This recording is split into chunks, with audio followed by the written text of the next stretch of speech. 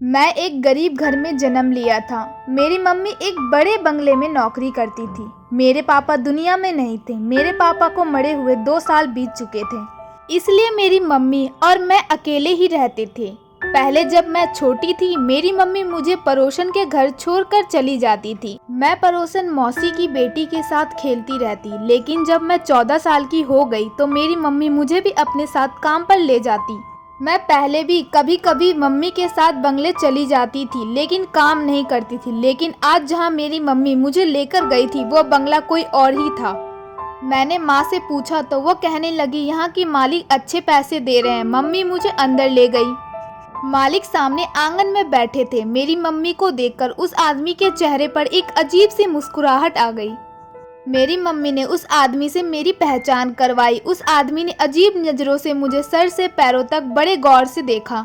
मुझे उसका देखना अच्छा नहीं लगा। मम्मी ने कहा कि आज के बाद मेरी बेटी भी काम करने आया करेगी। वह कहने लगे, ये तो तुमने बहुत अच्छा किया। फिर मेरी मम्मी ने मुझे झाड़ू पकड़ाया और कहने लगी, तुम पूरे बंगले का झाड़ू पोछा लगाओ, इसके बाद किचन साफ कर लेना, फिर मैं तुम्हें दूसरा काम बताती हूँ।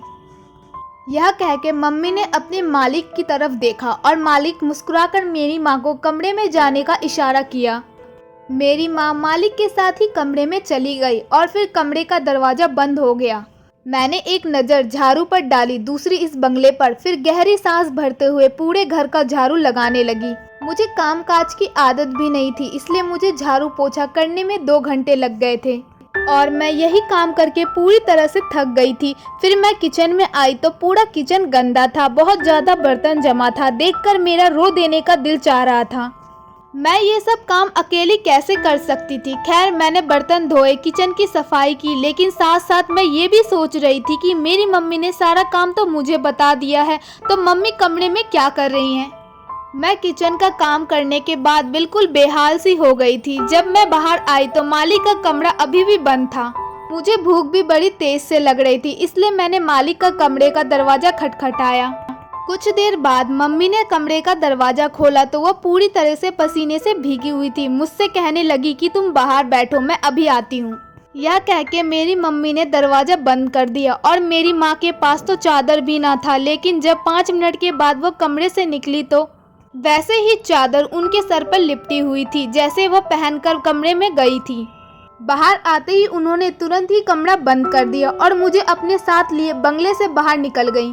मम्मी की आंखें सूजी हुई थी, जैसे कमरे से रोकर आई हो। मैं ये सोच रही थी कि मम्मी ने बंगले में कोई काम नहीं किया, वह पूरे दिन मालिक के कमरे में रही थी। सारा काम तो मैंने ही किया, लेकिन मेरी माँ को देखकर यही लग रहा था कि जैसे वो बहुत थकी हो। ना जाने ऐसा क्या काम किया होगा। मेरी माँ घर जाके सबसे पहले अपने कमरे में चली गई और दरवाज़ा भी बंद कर लिया। मुझे बड़ी जोर से भूख लग रही थी और खाने में भी कुछ नहीं था। आधे घंटे बाद मेरी माँ अपने कमरे से बाहर आई। मैंने उनसे कहा कि मुझे बहुत ज़्यादा भूख लग रही है। वो कहने लगी, तुम जाकर पड़ोसी से सब्जी ले आओ, मैं तुम्हारे लिए रोटी बना देती हूँ।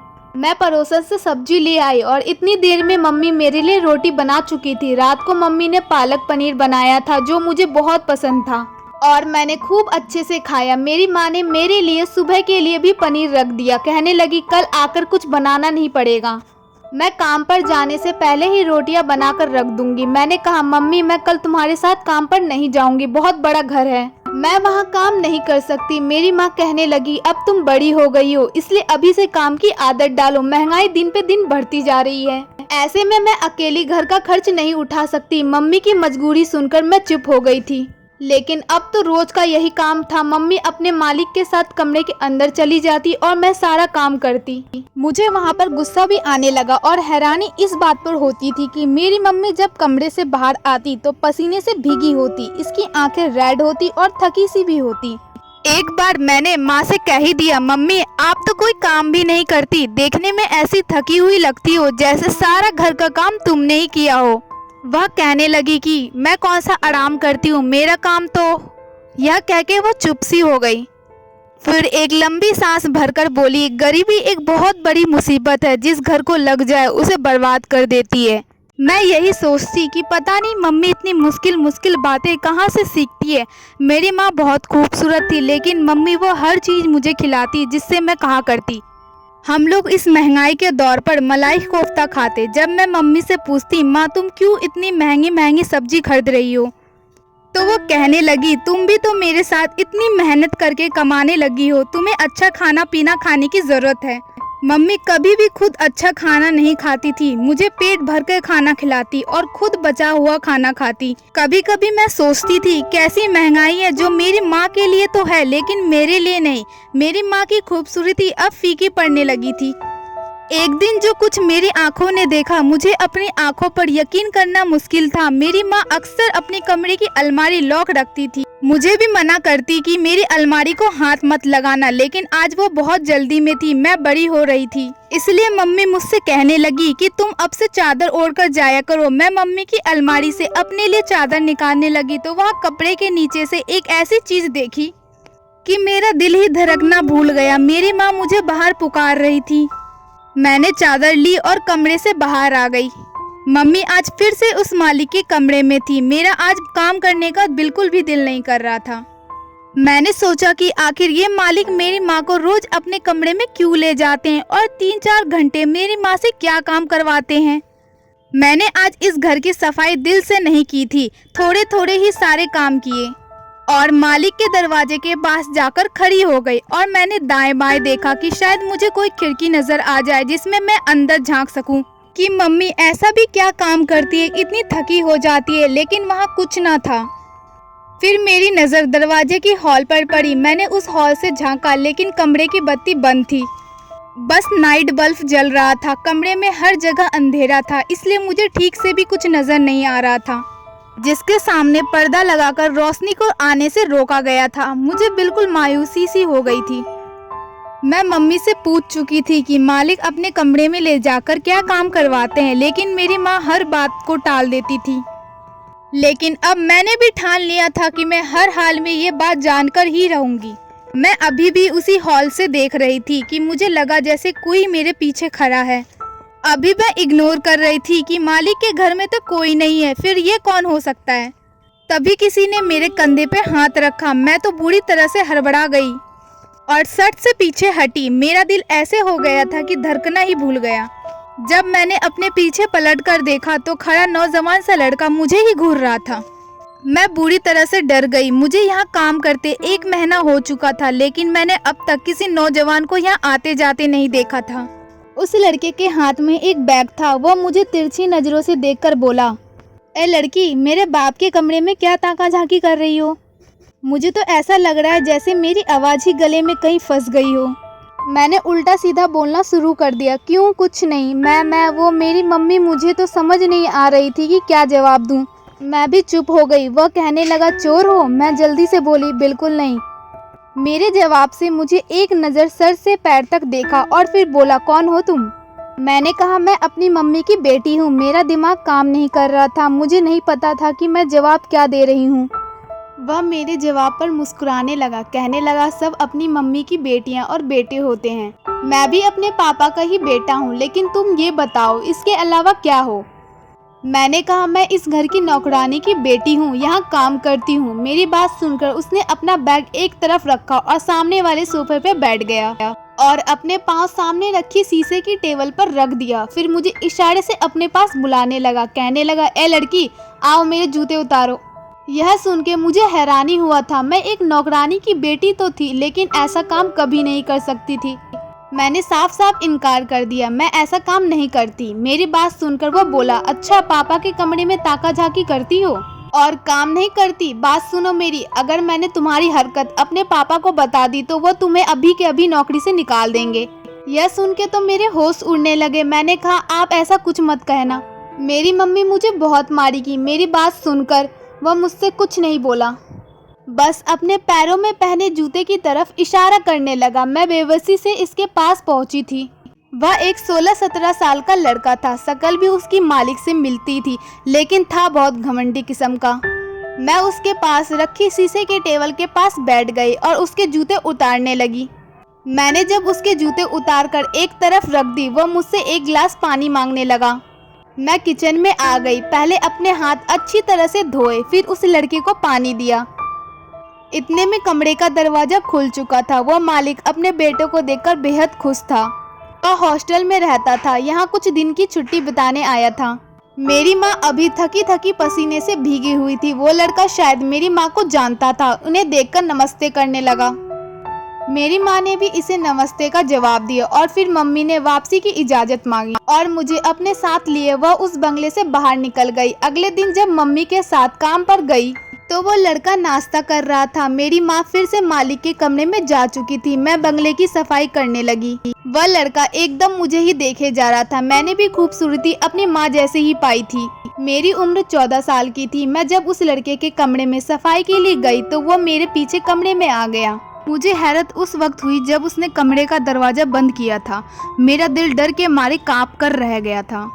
वह मुझे बड़ी अजीब नज़रों से देख रहा था। मेरे पास आ गया। मैं फौरन से पीछे हटी और कमरे के दरवाजे की तरफ बढ़ने लगी, लेकिन इससे पहले वो उस दरवाजे के पास पहुंच गया था।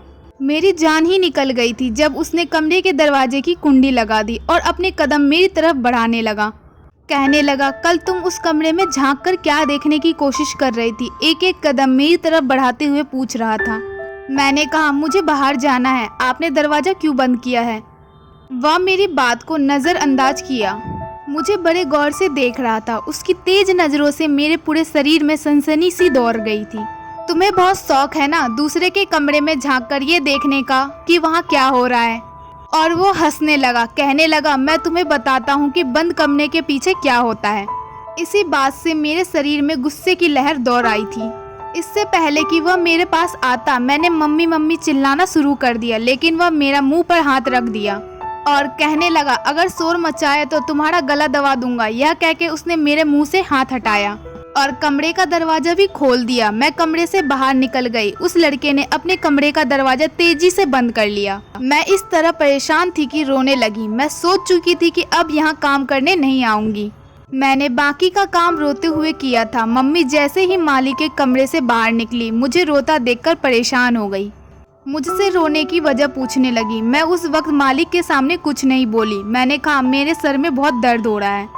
मैं पूरे रास्ते में रोती रही। मेरी मम्मी मुझे घर की बजाय डॉक्टर के क्लिनिक ले जाने लगी, लेकिन मैंने मना कर दिया। घर जाकर मैं मम्मी के साथ लगकर फूट फूट कर रोने लगी और उस लड़के की बातें भी बता दी। मेरी माँ बहुत परेशान हो गई थी। मैंने कहा, मम्मी मुझे उस बंगले में काम करने नहीं जाना है। मेरी माँ ने मुझे चुप करवाया और कहा, कल से वो अकेली ही जाया करेगी। अगले दिन मैं घर पर रही थी, लेकिन उस दिन जब मम्मी घर पर आई, उसका चेहरा रेड हो गया था। वो बहुत ज़्यादा थकी थी। आते ही चारपाई पर लेट गई। जब मैंने मम्मी को छूकर देखा तो वो बुखार से तप रही थी। मैंने जल्दी से मम्मी को पानी पिलाया, खाना खिलाया, घर पर रखी बुखार की दवाई भी। रात भर में मम्मी का सर दबाती रही। उसे अभी भी तेज बुखार था। वो नींद में भी हाय हाय कर रही थी। मेरे पास रिश्ते के नाम पर सिर्फ एक मम्मी ही तो थी। अगर उसे भी कुछ हो जाता तो मैं कैसे जी सकती थी। सुबह तक मम्मी का बुखार तो काफ़ी कम हो गया था, लेकिन थकावट बहुत ज़्यादा थी। इसके बावजूद वह मालिक के घर जाने को तैयार थी। मैंने माँ से कहा कि आज वो छुट्टी कर ले, लेकिन वह कहने लगी कि छुट्टी नहीं कर सकती वरना नौकरी छूट जाएगी। मैंने कहा, तो ठीक है, आज मैं अकेली काम पर चली जाती। मेरी बात सुनकर मम्मी की रंगत उड़ गई थी। कहने लगी, नहीं, मैं तुम्हें अकेले कभी नहीं भेज सकती। इस बार मम्मी के साथ मैं भी उस बंगले में चली गई, लेकिन मेरी माँ की तबीयत ठीक न थी। वहाँ पहुँच के वह बिल्कुल बेहाल सी हो चुकी थी। मैंने उनसे कहा कि वह एक जगह पर बैठ जाए, मैं सारा काम खुद ही कर लूँगी। वह जमीन में एक कोने में बैठ गई। उस मालिक का आज मुझे कहीं भी नजर नहीं आया था। शायद वापस हॉस्टल जा चुका था। मैंने पूरे घर की सफाई की। मम्मी एक कोने में बेहाल सी लेटी थी। जब सारा काम खत्म हो गया तो वह मालिक कहने लगी कि तुम्हारी माँ तो बहुत बीमार है, इसके हिस्से का काम कौन करेगा। यह सुनकर मुझे उस मालिक पर गुस्सा आने लगा, अफसोस भी होने लगा। मैंने कहा, मेरी माँ बीमार है। वह कहने लगा, मैं कुछ नहीं जानता, मुझे अपना काम पूरा करवाना है। तुम्हारी माँ से नहीं होता तो तुम करो। मैंने हामी भर ली। राज तो मुझे भी जानना था कि वह मालिक घंटों मेरी माँ से क्या काम करवाता है। जो मेरी माँ की अलमारी में हजारों के कई नोट पड़े रहते हैं, लेकिन जैसे ही मैं मालिक के कमरे में जाने लगी, मेरी माँ मुझ पर चिल्लाने लगी। कहने लगी कि तुम अंदर नहीं जाओगी। शायद मेरी माँ पास में ही थी, इसलिए मेरी और मालिक के बीच की बातें सुन ली, इसलिए इतने तेज बुखार में भी बोल पड़ी। बहुत मुश्किल से वह उठी और मुझे लेकर बाहर आई। शाम को मैं अपनी मम्मी को डॉक्टर के पास लेकर गई। अगले दिन मेरी मम्मी गहरी नींद में सो रही थी। मैं चुपके से घर से बाहर निकली। अब तो मैं सोच में पड़ गई थी कि मुझे भी मालूम हो कि बंद दरवाजे के पीछे क्या राज है। वह मालिक मुझे अकेले देखकर मेरी माँ के बारे में पूछने लगा। मैंने कहा उनकी तबीयत ठीक नहीं है। पहले तो उस मालिक ने मुझसे सारे घर का काम करवाया और फिर उसके बाद कहने लगा कि वो काम करोगी जो तुम्हारी माँ करती हैं। वह मुझे उसके डबल पैसे देगा जितना मेरी माँ को देता था। मैं उसकी बात मान गई। उस वक्त मुझे पैसे नहीं चाहिए था, बस ये जानना था कि वह मेरी माँ से क्या काम करवाता है कि जब कमरे से बाहर आती है तो वो थकी थकी सी होती हैं। मैं जब उस मालिक के कमरे में गई, पूरा कमरा अंधेरे में छाया हुआ था। उस मालिक ने एक नाइट बल्ब ऑन किया और खुद वॉशरूम में चला गया। मैं धड़कते दिल के साथ उस कमरे के बेड पर बैठ गई। कुछ देर बाद जब वह मालिक वॉशरूम से बाहर आया तो उसने रात का कपड़ा पहन रखा था। मुझे देखकर हैरत हुई। जब उस मालिक ने कमरे की कुंडी लगाई तो मेरे होश ही उड़ गए थे। मैं समझ नहीं पा रही थी कि वह मुझसे क्या काम करवाना चाहता है। मैं खड़ी हो गई, लेकिन इतनी देर में वह मेरे पास पहुंच गया था। फिर उसने मेरे हाथ में नीम के तेल की शीशी पकड़ा दी। कहने लगा कि मैं इसका मसाज करूं और बिना रुके मुझे उसका मसाज करना था। वह एक मोटा सा आदमी था। उसके शरीर में खुजली की शिकायत रहती थी। वह हर रोज मेरी माँ से 3-4 घंटे लगातार मालिश करवाता था। वह कहने लगा मैं तुम्हारी माँ को अपनी बहन मानता हूँ और मैं इस बीमारी के बारे में किसी को नहीं बता सकता। मेरी माँ थकान से बेहाल सी हो जाती थी और कभी कभी थकान से रोने लगती थी कि गरीबी भी इंसान को किस कदर थका कर रख देती है। लगातार 2 घंटे इस आदमी का मसाज करने के बाद मैं आज खुद पसीने से भीग चुकी थी। उस आदमी ने अपने पर्स से मुझे 2000 निकाल कर दिए। कहने लगा ये बीमारी मेरी बहुत बड़ी मजबूरी बन गया है। इस नीम में कुछ खास जड़ी बूटी है। इसकी मालिश के बाद ही मैं कुछ ठीक महसूस करता हूँ, वरना खुजली से मेरी चीख निकल जाती है। फिर कहने लगा मुझे तुम्हारी माँ ने बताया था कि मेरे बेटे ने तुम्हारे साथ बदतमीजी की थी। मैंने उसे इस बात पे बहुत डांटा था और तुमसे भी माफ़ी मांगता हूँ। आगे वो तुम्हें कुछ नहीं कहेगा। मैंने उसे कोई जवाब नहीं दिया और कमरे का दरवाज़ा खोलकर बाहर निकल गई। मुझे मेरी माँ के बारे में हर सवाल का जवाब मिल चुका था। मैं जितना भी अपनी माँ की इज्जत करती थी उतनी ही कम थी। मेरे लिए वह एक महान औरत थी। न जाने मैंने क्यों उनकी शराफत को शक की नज़र से देखा था। हर बंद दरवाजे के पीछे सिर्फ पाप नहीं होते, यह बात अब मुझे अच्छी तरह से समझ में आ गई थी। वीडियो में सब्सक्राइब कीजिए थिंक विद ब्रेन चैनल को और क्लिक कीजिए बेल आइकन पे, जिससे आपको मिल सके मेरी लेटेस्ट वीडियो की नोटिफिकेशन सबसे पहले।